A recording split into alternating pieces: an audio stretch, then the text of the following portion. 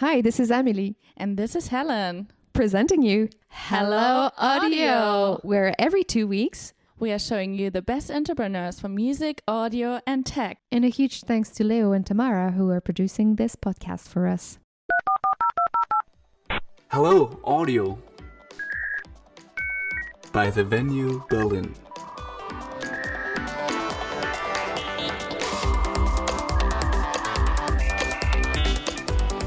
Hello everyone, welcome to our next episode of Hello Audio. I'm in the studio today with Rock from Landr. Hi Rock. Hello, how's it going? Great that you're here. Maybe you want to tell us first of all who you are, what you do at Landr. Yeah, sure. I'm from Montreal, Canada. I work at Landr. My official title is the Director of Global Marketing, which is a fancy way of saying I help tell people about Landr all over the world. And my background is in music and marketing. So for like the last 20 years, I basically spent my time doing internet things and internet marketing. And at the same time, recording bands, making music, doing sound in clubs. So it's a great amalgamation of all the things I've done all at once. So are you producing music as well? I still do produce music, not as actively as I used to, but last I looked, I'd recorded, mixed, mastered about 40 albums. And when we did the official count, I probably did sound for about 1,000 local shows just in Canada. All right. So Landr is actually a software that you would use as well personally. That's actually kind of funny. I saw when I first started at Landr, I was a paying customer. I had like an advanced monthly plan, I think. And I saw they were looking for help. And I just reached out to our CEO, Pascal, via LinkedIn and said like, hey, you should hire me. I think I could help. And he said, come in. And we just kind of went from there.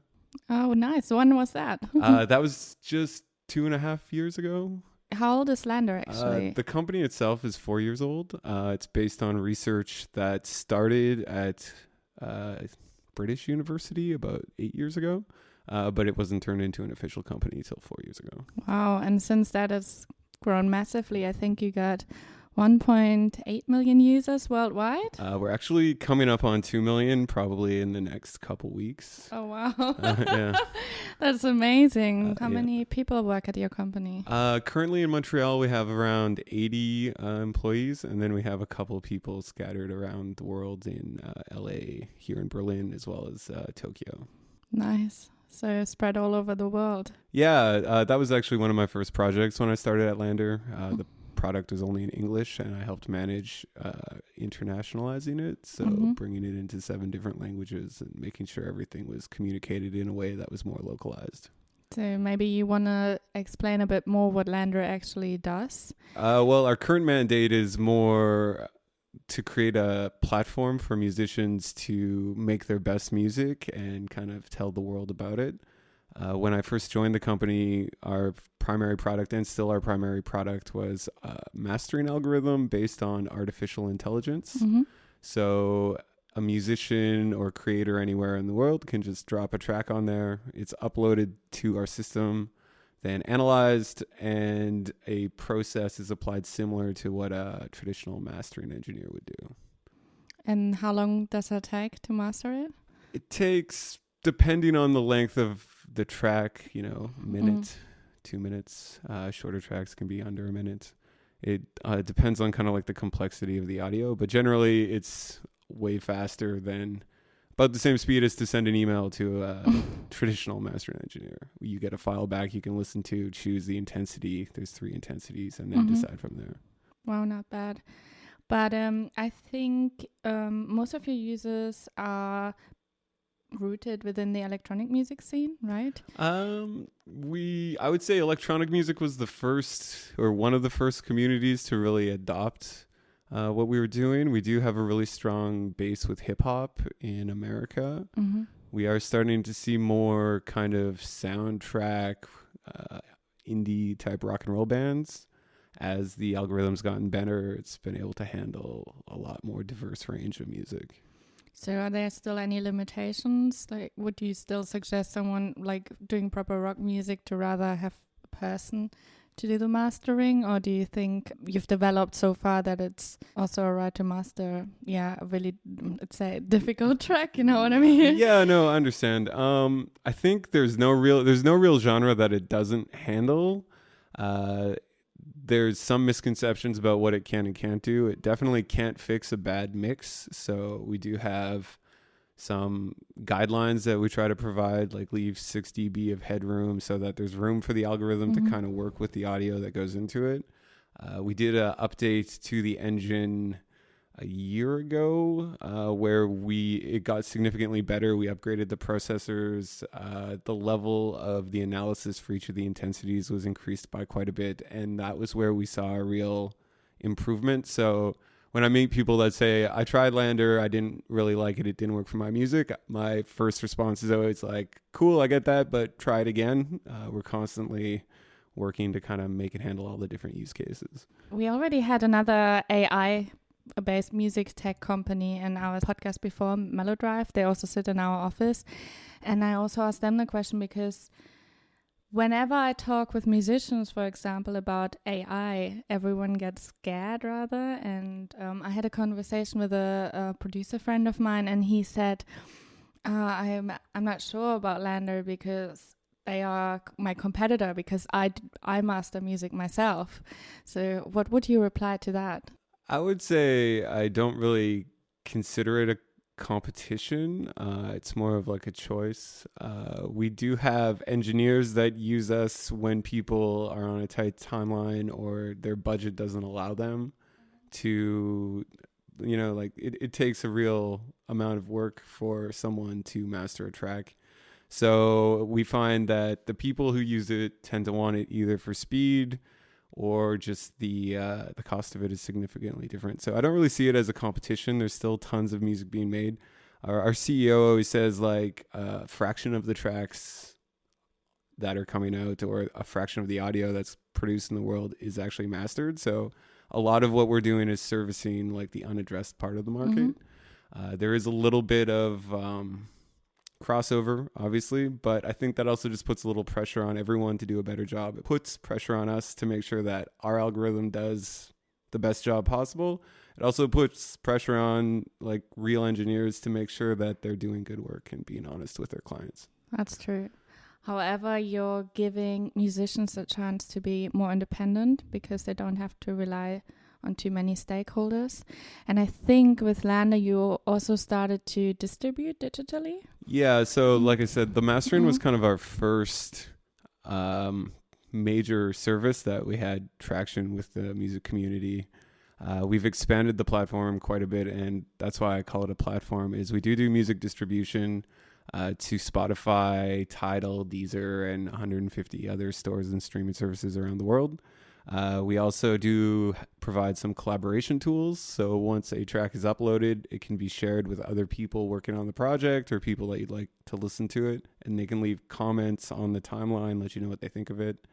And then we also do provide quite a bit of educational content and samples for inspiration. So we have sample packs from a bunch of larger artists, or artists from all sizes really, where if you're struggling to start a new track or you're looking for a new idea or something that might fit, we provide that content for free for anyone with an account to just try and find new ideas. Cool. Are you planning on to any more steps to maybe get the musician more independently?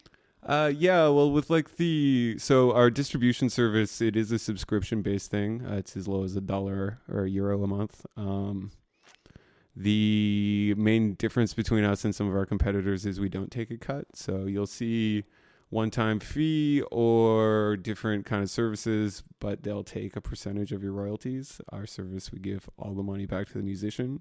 And then also when you distribute through us, there's a link that you get for your release that links to, I think, 4 of the main streaming services.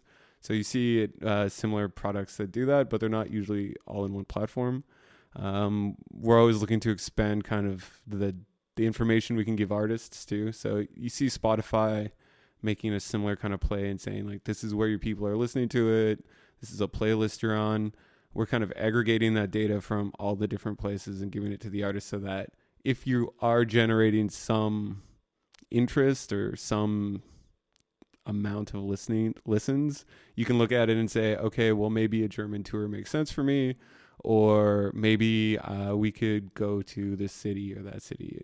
And that's something that we're always looking to kind of evolve. So right now we kind of have the base of what our platform is going to be, and in the next 2 years we're really building that out to be more comprehensive. Yeah, it's really interesting. I think if you look at the whole history of music production, there has been significant changes. I mean, just maybe 70 years ago, it was just a few people who could actually produce the music themselves because the equipment was so expensive, and now it's getting cheaper, it's getting easier to use. Anyone can like sit in his bedroom and produce music himself and upload it. With all these changes, what do you think of the future of the music industry? Do you think there will be still the big players, like the big labels and publishers, or what is your perception of that? I think the idea that the big labels will disappear is kind of a misguided one. That's just my personal opinion. The big labels, the big publishers own the whole catalog of the classics that people are forever going to go back to. If you look at the current streaming data, they're making more money now than they were 10 years ago because we've finally got the technology to a point where the music is monetizable again.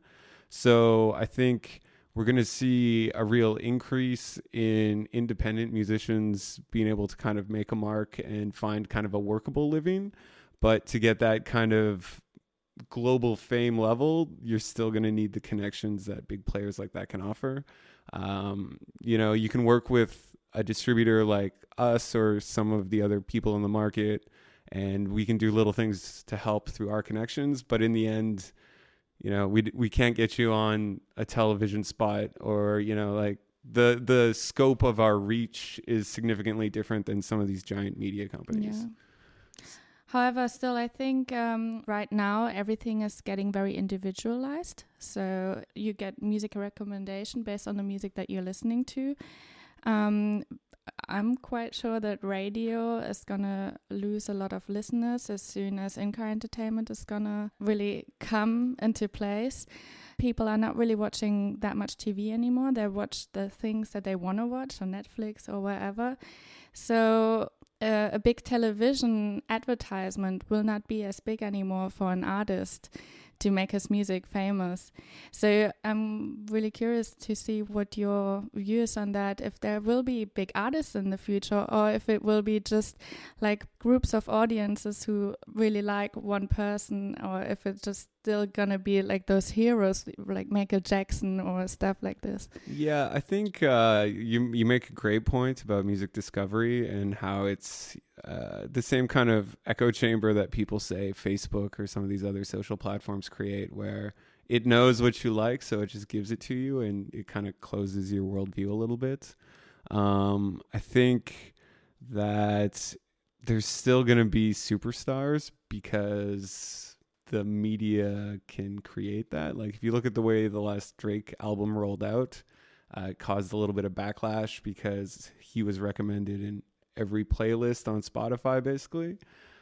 So there's also kind of like a responsibility for some of these new places to be mindful of the power that they wield.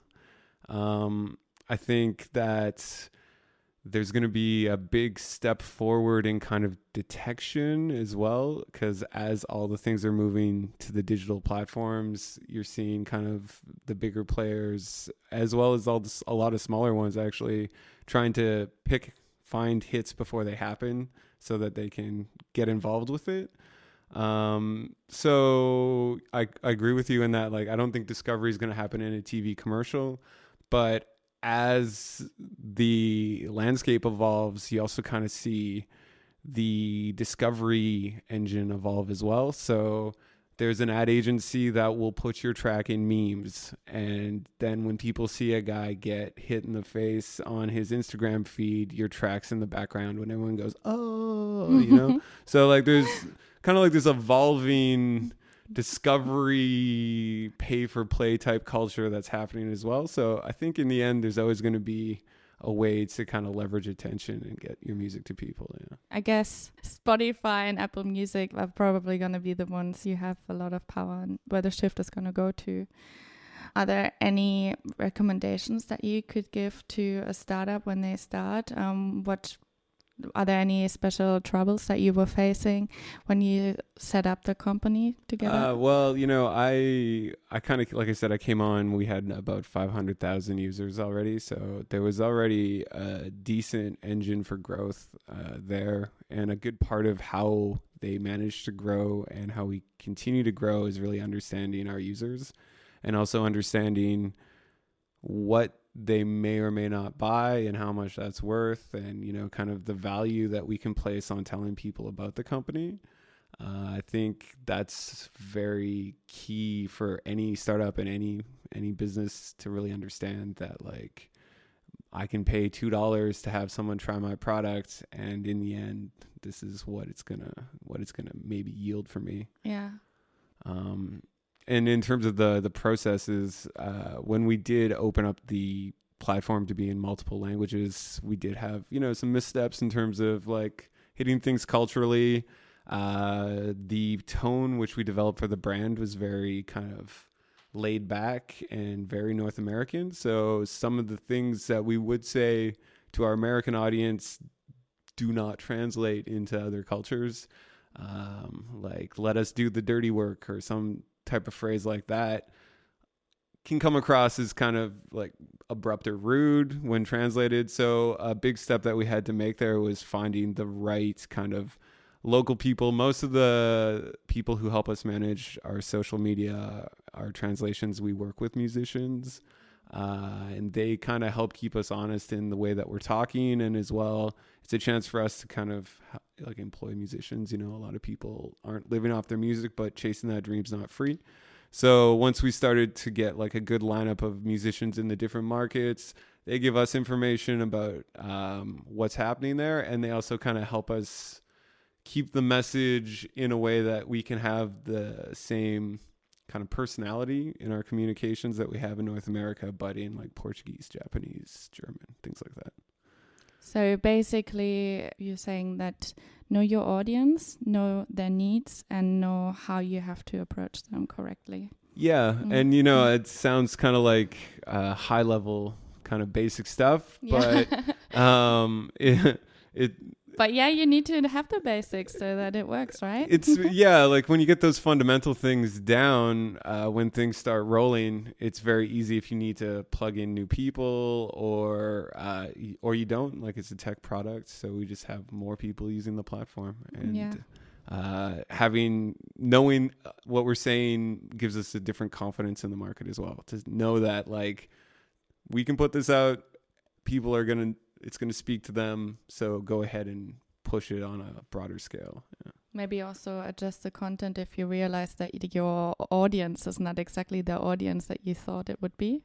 Yeah. Definitely. And that's, we have surprise use cases all the time where like we have a person in Brazil who just uploads and masters really long ambient recordings of street noise.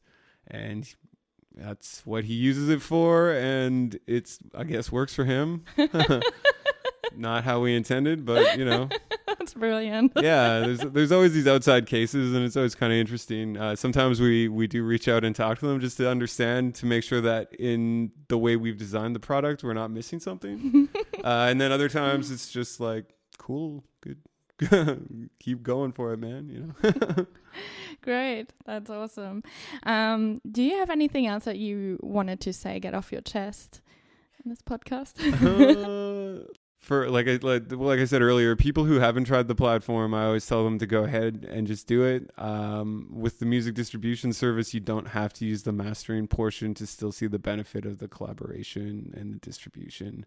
The blog that we run, we really try to focus on like actionable, usable information. So we cover everything from like chord structures to arrangement to which of the 10 free reverb VSTs are the best. We try to make it so that even if you don't see a need for our core services, there's still something there for a musician or a creator of audio. So other than that, I'm not really sure. In terms of like what you're saying about AI changing the way people make music, I think artistry, human expression won't ever really be taken over by a machine. You'll see mundane tasks like the background track for a corporate training video that might start to go away.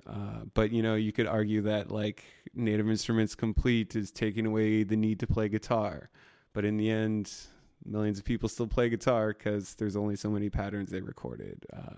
So you're not really, it's another option. And I don't think that anyone's getting hurt. It's just more can be done. And in the end, the good stuff will be taken and pulled to the top, and others will be left to find its own market, Yeah, that's what I think as well. I think, people should be open-minded and maybe see it as a tool rather than a threat. That's always helped, I think. Yeah, well, you see like big DJs always talk about how like the sync button is a scandalous thing in their software. But then you see other people that are like, well, now I don't have to worry if they're syncing, and I'll do these other three things. And so like the tagline for the company, we have two, is like our mission is we work for musicians. So that's kind of what we try to guide ourselves with. And then our kind of outward facing one is create, we'll do the rest, which is kind of like a larger ambition to allow people who want to make things. And we'll take the mundane stuff away from you. So if you really love figuring out a distribution deal or really love figuring out the mastering chain and stuff like that, that's great. Like, I personally never really loved that portion of the process because finishing music is tough, So then having it, you drop it in, you hear it back, and then you can go, yeah or no, it is or isn't finished, instead of adding that second layer of the process where you've got 7 or 8 different plugins going, or it's different boxes that you're working with, and then trying to troubleshoot. It's just like it adds another set of problems once you've already solved the problem of getting it in there and making it sound decent. So in the end, we just it's a take it or leave it type platform. It's not the ultimate thing, no matter what. Well, there's a lot of options in the world, right? Yeah. So I personally, working at the company, have feelings like I wouldn't invest this much of my time in something I didn't believe was valuable and helpful for people like me. Like I said, I spent 20 years making and doing music, and I find a lot of the things that we're doing at the company to be useful, but there's a million ways to do a lot of things. So it's just another choice in the market for people, but I think it's a good choice. Of course you do. Yeah, exactly. No, it's great. I love it if people really believe in what they do and what they work for. That's why we also like to work with startups. I think we like to help people with their idea, and I like it if people see an issue or a need for something and then deal with it. Thank you so much, Rock, for your time. We always have one last question that we ask the people that we interview. Yeah. We always ask them what their favorite track right now is. Ooh, that's a super tough one. If it was a classic track, Steely Dan Asia is like really long, jazzy jam I can get down with. In terms of American hip hop, there's an independent rapper called Young Dolph, who I think is doing really interesting stuff. On the way over here, I was listening to electronic musician called Blogwan. I don't even know how to really say it. But yeah, I have a hard time picking one. But those are 3 that in the last 2 days I've listened to a couple times. Nice. Yeah. Thank you so much, Rock. It was great talking to you. Yeah, thanks for your time. Yeah, thanks also to Melodrive for doing our jingle. Hello, audio by the Venue Building.